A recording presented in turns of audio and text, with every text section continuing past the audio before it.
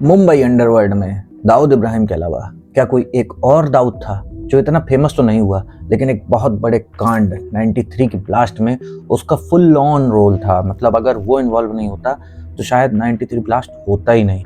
कौन था ये दाऊद? जो दाऊद तो था लेकिन दाऊद इब्राहिम नहीं था। आज के इस एपिसोड में मैं आप सबको बताऊंगा। नमस्कार, फटाक से चैनल सब्सक्राइब कर लो और अंत तक जरूर बने रहना, सब्सक्राइब जरूर करना। तो चलो बात करते हैं 93 ब्लास्ट की। ये तो आपको बहुत अच्छे से पता होगा कि 93 में फ्राइडे को, जिसे ब्लैक फ्राइडे भी कहा जाता है, मूवी भी बनी है उसके ऊपर, बॉम्ब ब्लास्ट हुआ था। क्यों हुआ था ये भी आपको पता है। बाबरी मस्जिद के केस से वो जुड़ा हुआ था। उसके बाद दाऊद इब्राहिम ने दुबई से ऑर्डर दिया कि ब्लास्ट होगा, मुस्लिम भाइयों के साथ गलत हो रहा है इंडिया में, ब्ला ब्ला, बहुत ज़्यादा कन्फ्यूज़न थी और वो ब्लास्ट हुआ। लेकिन उस ब्लास्ट में वो कौन दाऊद था जो दाऊद इब्राहिम नहीं था? उसका नाम था दाऊद फांसे, या दाऊद टकला भी कहते थे उसे। वो जो है, जो डॉक्स होते हैं, वहाँ का स्मगलर था।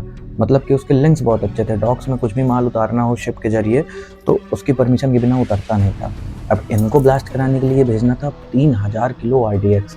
अब ये भेज नहीं पा रहे थे, उसको इन्वॉल्व करना ज़रूरी था। तो जो मास्टरमाइंड था, कौन था मास्टरमाइंड? टाइगर मेमन और उसका भाई याकूब मेमन। याकूब मेमन तो इतना इन्वॉल्व नहीं था। मेन जो पूरी कहानी रची, जिसने पूरा प्लान बनाया, दाऊद ने तो फंडिंग की थी, पैसा दिया था।